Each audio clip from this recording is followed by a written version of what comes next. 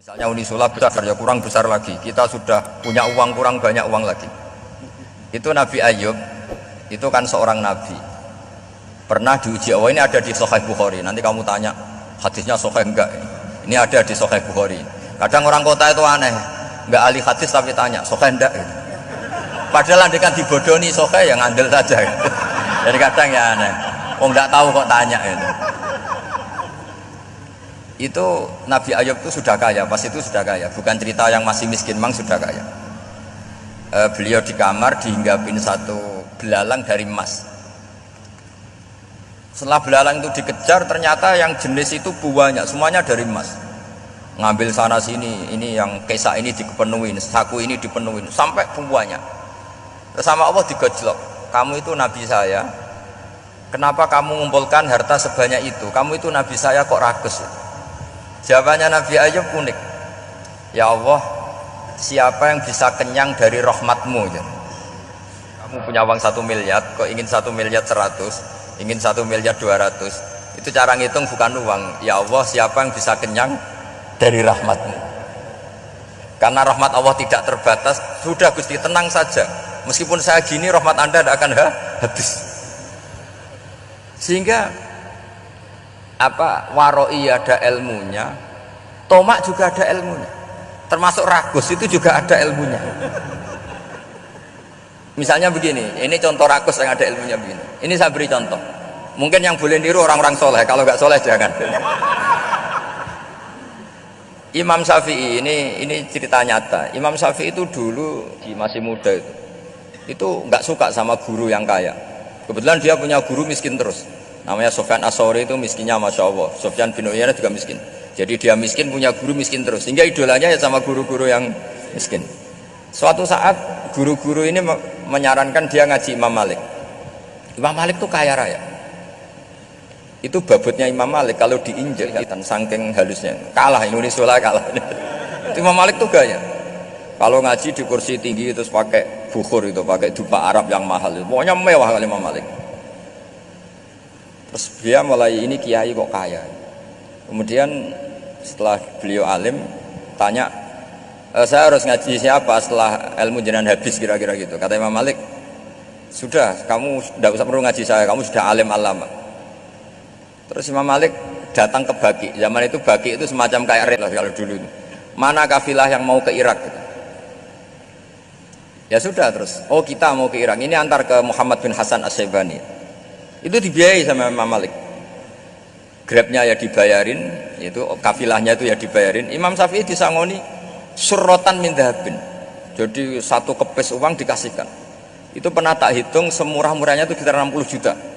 Imam Syafi'i mulai mikir, lomo sing kiai miskin tak puji, gak pernah ngamal kan, tentu orang miskin gak. Setelah datang ke Muhammad bin Hasan As-Syaibani, beliau itu pakar usul fikih, muridnya Abu Hanifah, beliau al-usuli, pakar usul fikih. Itu Muhammad bin Hasan As-Syaibani itu kalau ngitung emas itu di ruang tamu, uangnya miliaran, emasnya banyak, dari kota ini dipindah ke kota ini, emas kalau ngitung di ruang tamu, bukan di kamar, di ruang tamu. Imam Syafi'i tambah kaget, Imam Malik kayak gitu sudah saya soal, malah ini kaya raya. Setelah Imam Syafi'i kelihatan kaget, karena beliau senior, atajabu min hadza, kamu aneh melihat ini? Iya. Kenapa? Ulama kok kaya raya? Terus kata Muhammad bin Hasan, ya sudah, uang ini tak kasihkan orang-orang fasik, ganti gue demenan, gue nyabu, gue macam-macam. Oh jangan, nanti dipakai maksiat. Oh jenengan mawon sing suka. Semenjak itu Imam Syafi'i rubah mindset. Jadi kalau kampus ini ingin akreditasi A, ingin mulia, ingin apa, kamu ridho kalau yang punya prestasi seperti itu adalah orang ridho enggak? Enggak kan? Maka didoakan ini.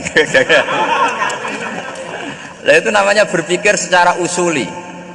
Kamu jangan hanya nuruti karena berpikir waroi terus kamu benci kekayaan, benci pangkat, benci apa, enggak bisa seperti itu. Karena pangkat dan kekayaan ketika dikelola secara kesolehan maka akan menjadi energi positif yang luar biasa. Semenjak itu Muhammad bin Hasan As-Syaibani berhasil mendidik Imam Syafi'i. Sampai akhirnya keterusan, Imam Syafi'i berpendapat kalau orang Islam bisa bikin rumah tingkat kok punya rumah reot, itu haram kata. Kalau bisa jadi bupati kok jadi ketua RT juga haram.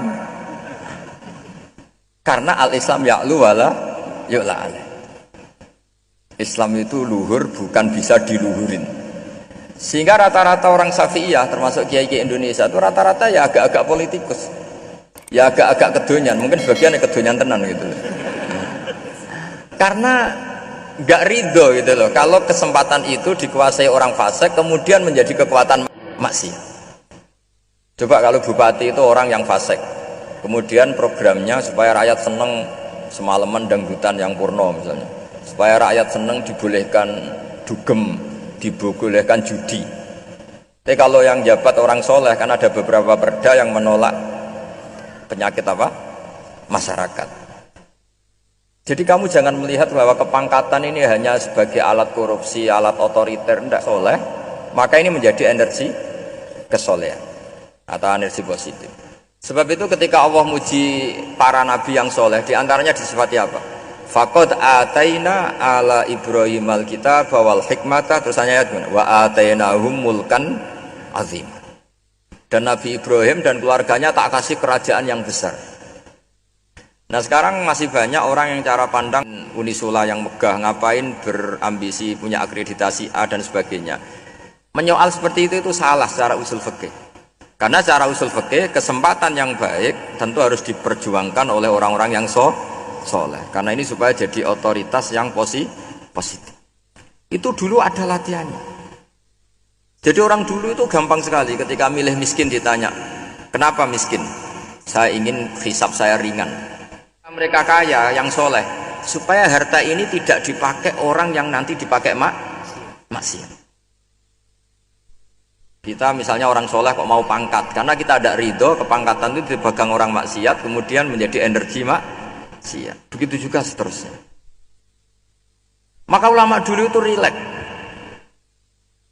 Sampai Syekh Nawawi Al-Bantani itu nanti bisa dicek di tafsir Qul hal yastawil ladzina ya'lamuna. Beliau muji-muji ulama.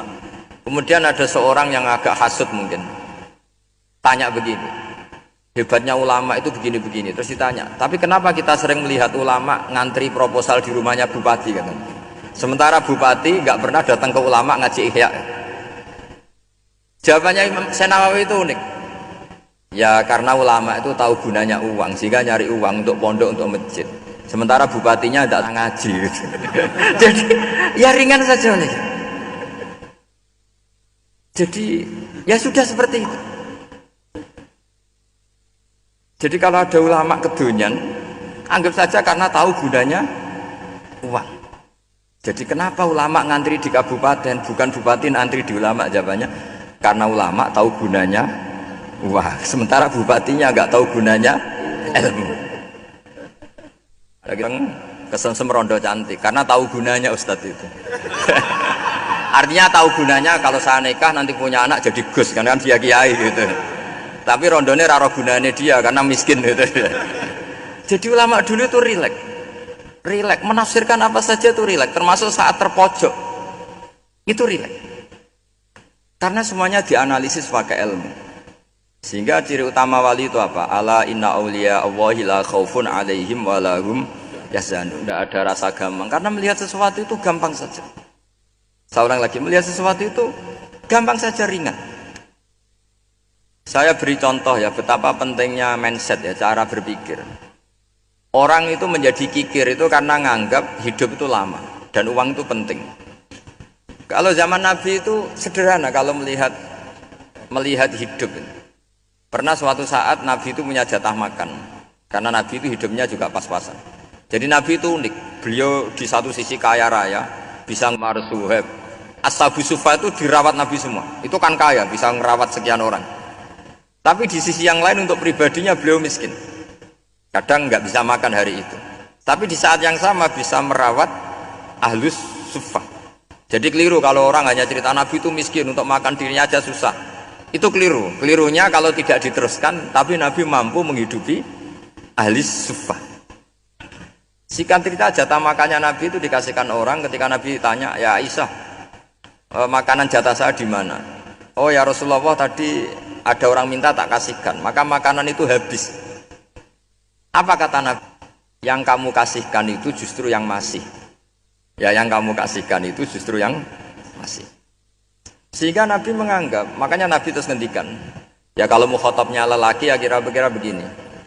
Wahallaka min malika illa ma akalta fa'afnaita wala bista fa'ablaita. Terus hanya wa tasaddaqta fa'abqaita kata Nabi. Kan kemudian ke WC jadi kotoran atau punya pakaian mewah nanti rusak, wa tasaddaqta fa'abqaita. Ada yang kamu sedekahkan yaitu yang abadi sampai akhir. Sehingga banyak pengusaha yang mencintai saya setelah tak ajari hadis itu, misalnya punya uang 1 miliar karena dia spekulan atau pedagang rawan bangkrut, disedekahkan ke masjid 50 juta, yaitu yang abadi. Jadi kalau suatu saat bangkrut, dia masih punya uang 50 juta di akhirat. Jadi Nabi itu apa? Ya sedekah itu pengabadian uang. Kalau kita kan enggak, bilang sedekah itu nguras uang. Itu pikirannya setan, dan pikirannya orang Islam. Itu cara berpikir setan, bukan cara berpikir umat apa?